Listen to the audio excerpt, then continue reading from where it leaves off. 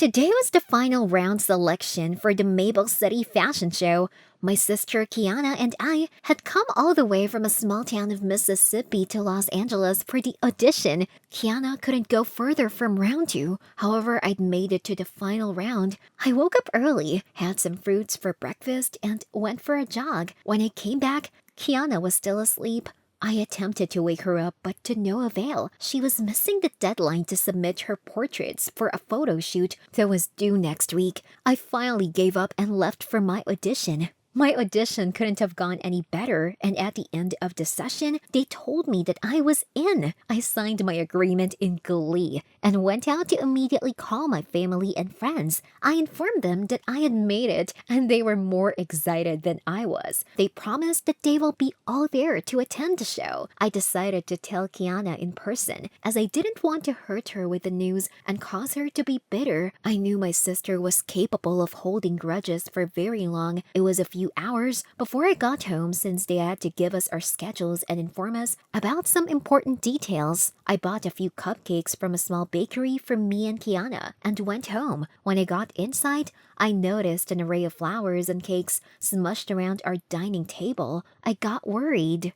Kiana! When I didn't get a reply, I went to look for her in her room. She was lying on the bed with her head buried in the blankets. Kiana, are you okay? No, but you definitely are. What is it? Why is everything on the floor in the living room? Oh, those are just some stupid gifts people sent you while you weren't here, just to rub your success in my face. What? What are you talking about?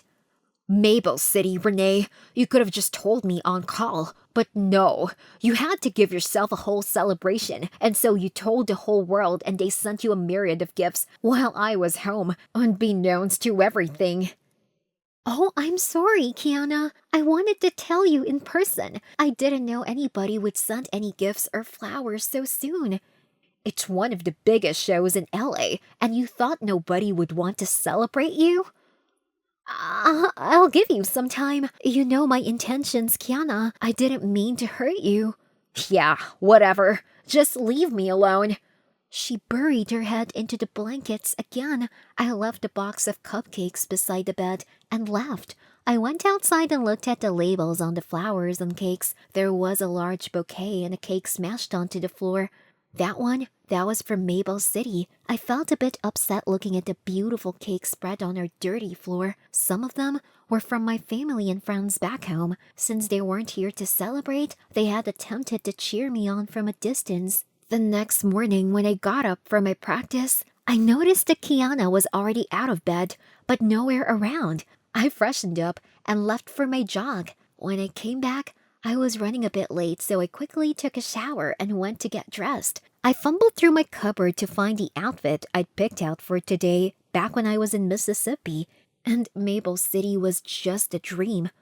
I couldn't find the outfit anywhere, but what was worse was that a lot of my outfits had holes in them like they had been cut out. I checked the dustbins and found small pieces of my clothes in them. Could Kiana really have gotten so angry about some flowers and cakes to have done this? I heaved a sigh and decided to wear whatever she had left out.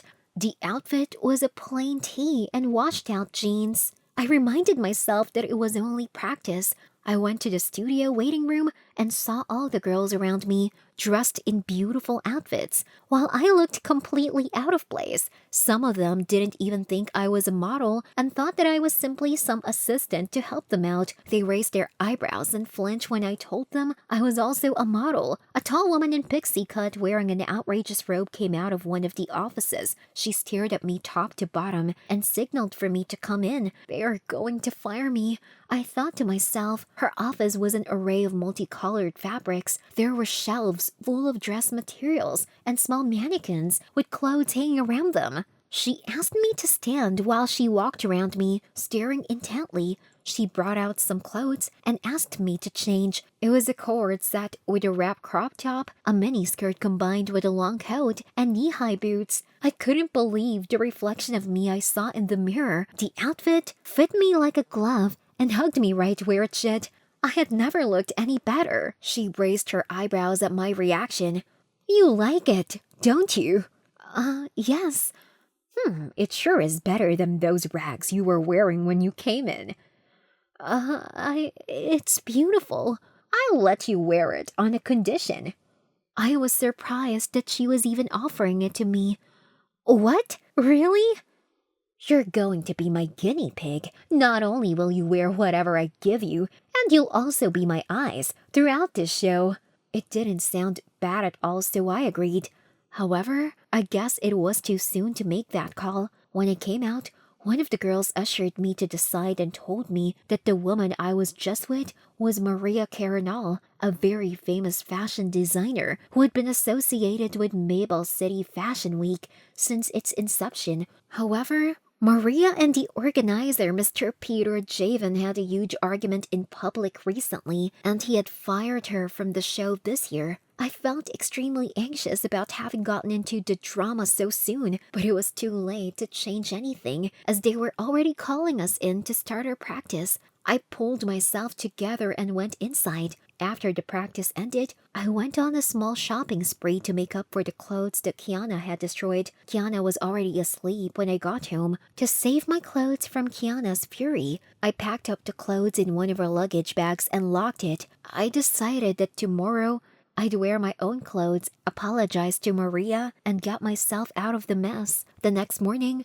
I woke up and Kiana wasn't at home again. I panicked and looked for my luggage bag. It wasn't where I'd left it. Finally, I found it in the bathtub, submerged in water and soap. I'd wasted so much time looking for it that I didn't have enough time for my morning jog, so I simply got dressed in another pair of clothes that Maria would call rags and left for the practice. I decided to go along with being Maria's guinea pig. There was no way I could stop Kiana, and I definitely needed to make an impression at practice. It was one day before the show. Our family had all come over from Mississippi, and they were way too excited to see me on stage. I left early in the morning and went straight to Maria's office. She had never asked me any questions, even though she asked me to keep an eye out, but today she had some. So who's going to be the showstopper?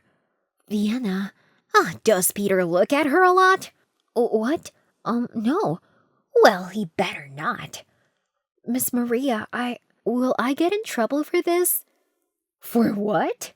For getting in between you and Mr. Peter. Someone told me you had an argument.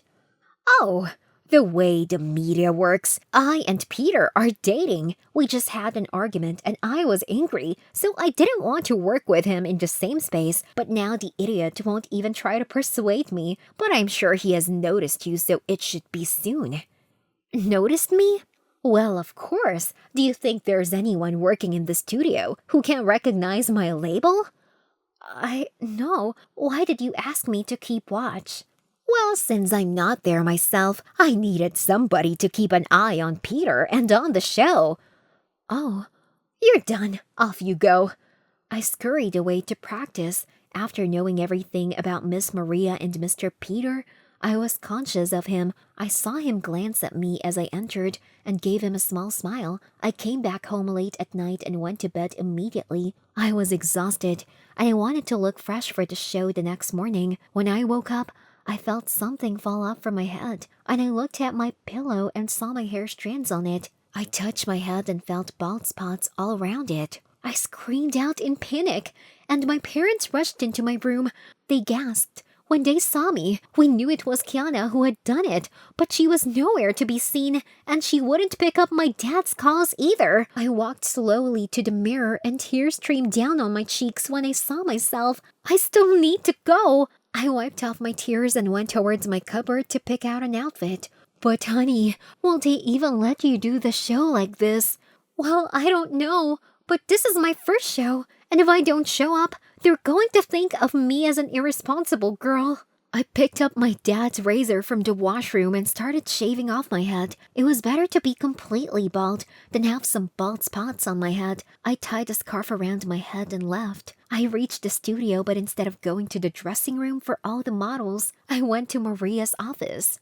Oh, no, honey. You go straight to the dressing room today. Besides, Peter and I have already sorted everything. There's no need of you now. I took off my scarf and waited for her reaction. Her face turned ghastly, and then she gave me a wicked smile.